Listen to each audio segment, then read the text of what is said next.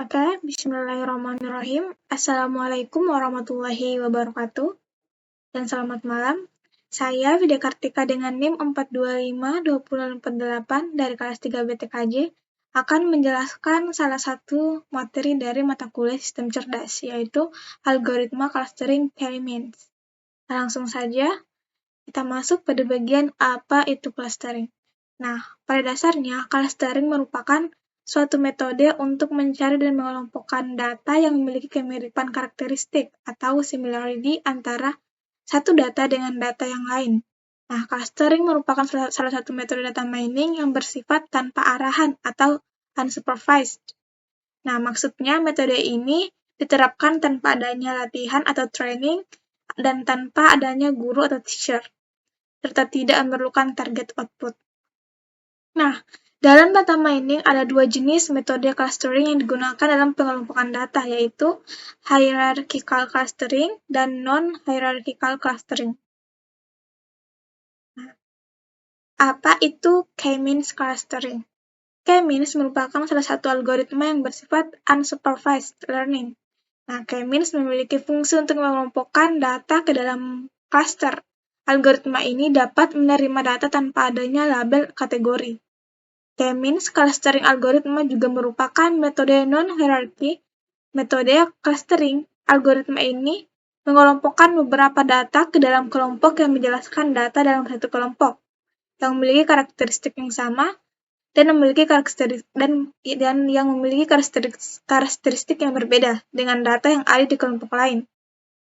Cluster sampling adalah teknik pengambilan sampel di mana unit-unit populasi dipilih secara acak dari kelompok yang sudah ada disebut cluster. Nah, clustering atau clusterisasi adalah salah satu masalah yang menggunakan teknik unsupervised learning. Nah, menurut Santosa 2007, langkah-langkah melakukan clustering dengan metode K-means adalah sebagai berikut. Pertama, pilih jumlah cluster K. Inisialisasi K pusat cluster ini bisa dilakukan dengan berbagai cara, namun yang paling sering dilakukan adalah dengan cara random.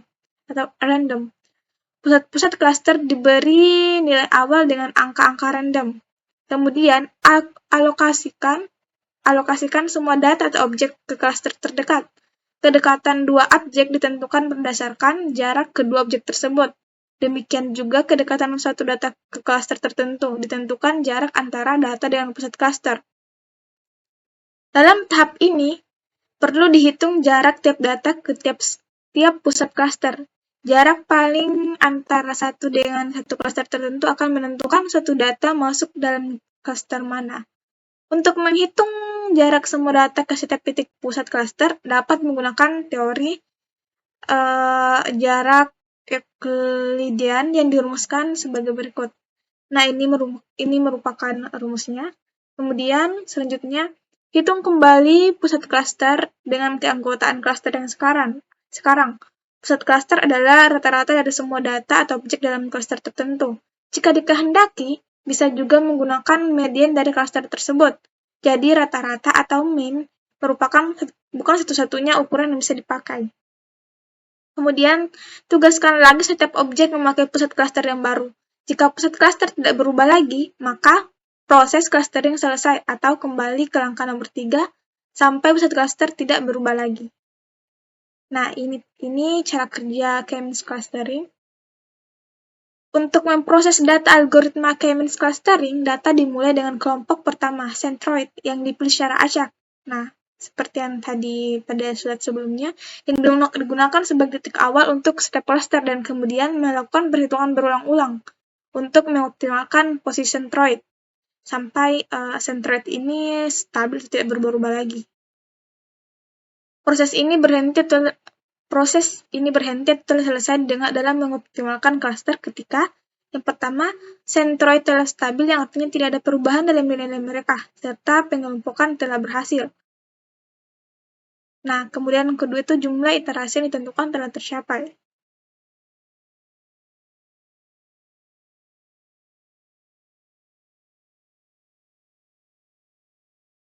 Nah, untuk praktikum algoritma K-means clustering ini, Saya mengambil kasus data penghasilan satu keluarga berdasarkan jumlah anggota keluarga.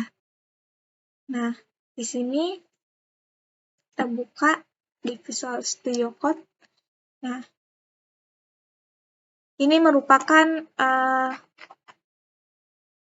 kode program untuk praktikum ini yang kemudian akan kita jalankan. Nah, kita buka file. Nah, di sini adalah tempat saya atau folder tempat saya menyimpan file program tadi.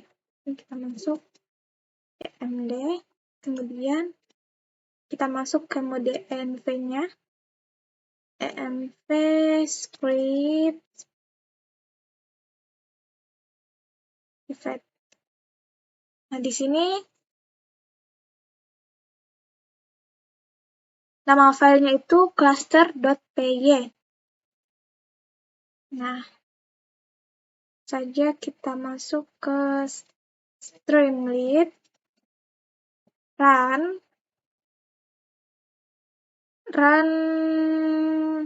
cluster.py.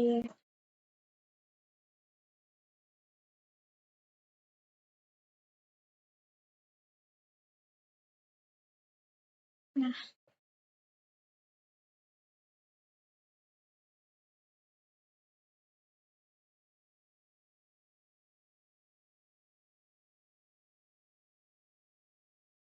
oke, seperti yang ada pada tampilan layar ini, pada bagian kiri ada kode program untuk praktikum, kemudian sebelah kanan ini merupakan tampilan atau tampilan hasil dari kode di sebelah kiri ini menggunakan Streamlit. Nah, di sini yang pertama itu kita ada langkah clustering data penghasilan satu keluarga berdasarkan jumlah anggota keluarga. Nah, di sini ada import library serta inisialisasi. Nah, kita mengimport Streamlit sebagai st di sini, import pandas, numpy, snmp, snp, kemudian beberapa library lain. Nah, pada saat menjalankan program di CMD juga, jangan lupa untuk menginstal library terlebih dahulu, agar program kita bisa berjalan. Nah, karena di sini posisinya saya sudah menginstal library-library yang dibutuhkan, jadi ketika saya memasukkan perintah piplist, maka akan dimunculkan library-library yang telah terinstall pada laptop saya ini, Python ini. Di sini sudah ada pandas, numpy, dan lain-lain. Nah, langsung masuk ke langkah selanjutnya, itu import CSV ke data sheet. Nah, di sini df merupakan file CSV tadi. Nah, di sini saya mengambil data set penghasilan per keluarga dengan ekstensi CSV ini. Nah, ini merupakan filenya, merupakan isi dari file tersebut, yang mana ada kolom jumlah anggota keluarga dan juga kolom penghasilan dalam juta rupiah. Inisialisasi DF. Kemudian selanjutnya visualisasi dataset, di mana ini merupakan tampilan atau hasil dari visualisasi dataset ini. Nah, di mana X label jumlah anggota keluarga, kemudian penghasilan merupakan ini, ada Streamlit. Selanjutnya data scaling. Data scaling, di sini fungsinya data scaling itu untuk membuat nilai-nilai numerik yang tadi yang 6, 5, 6, 6, dan lain-lain menjadi nilai menjadi angka numerik, menjadi angka yang lebih umum atau tidak memiliki jarak yang terlalu tinggi satu sama lain. Nah, bisa kita lihat di sini kitarannya cuma antara 1, 0, 1, 0. Tidak memiliki gap atau jarak seperti 2 dengan 6 dan lain-lain. Mungkin itu sederhananya. Kemudian mengubah data array ke dalam data frame agar dapat diolah k-means clustering. Nah, maksudnya itu di sini dimasukkan ke dalam data frame. Nah, ini jumlah anggota keluarga dengan nilai yang telah melalui proses atas scaling tadi. Kemudian membuat k-means clustering, di mana di sini ada seperti ada angka 0, 1, 2, 0, 1, 2. Nah, ini.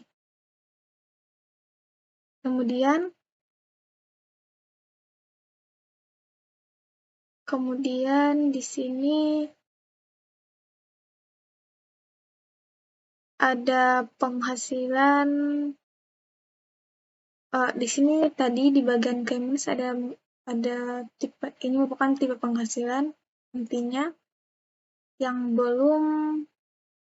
masih dalam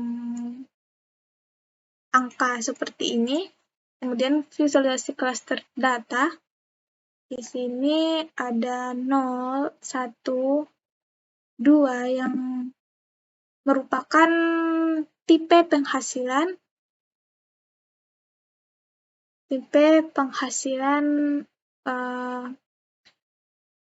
keluarga tersebut, DF1, DF2, dan DF3. Nah, X-label ini